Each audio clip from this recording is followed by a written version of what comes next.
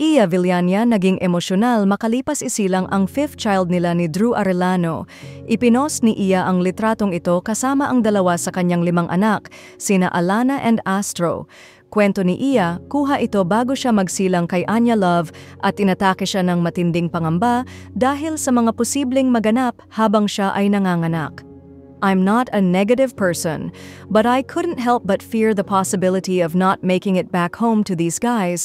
If you only knew how much I fear delivery, if you know of all the possibilities during delivery, then you too would understand. Pero nang mayakap at makarga na niya si Anya at alam niyang makakasama na nila ang mga kapatid niya, ay napalitan yon ng sobrang gaan ng pakiramdam at punong-puno ng pasasalamat. Excited to share my birth story pagtatapos ni Iya. Good morning, everybody!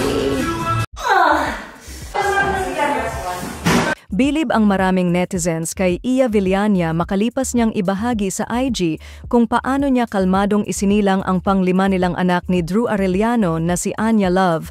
Kwento ni Iya, walang anesthesia nang isilang niya si Anya kaya ramdam niya lahat ng sakit. Makikita na nakaupo siya nang ilabas si Anya at katulong pa mismo siya sa humugot nito papalabas. Pagkatapos ay nakuha pa niyang makipag-usap at tinawanan lang ang panganganak.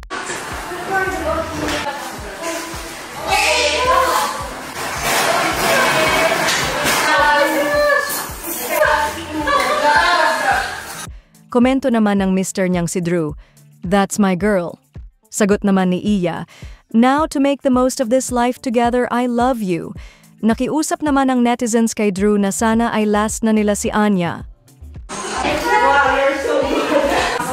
Wow! Yeah, don't let you lie down. Oh my goodness! Iya Villania ibinahagi sa IG ang hirap sa bawat panganganak niya sa 5 anak at ang 2 panghuli ay hindi umano ginamitan ng anesthesia kaya ramdam niya ang lahat ng sakit. Gayunpaman ay parating kalmado si Iya sa bawat deliveries at nakakatawa pa nga ito pagkatapos. Bumilib naman ang maraming netizens sa lakas at tapang ni Iya.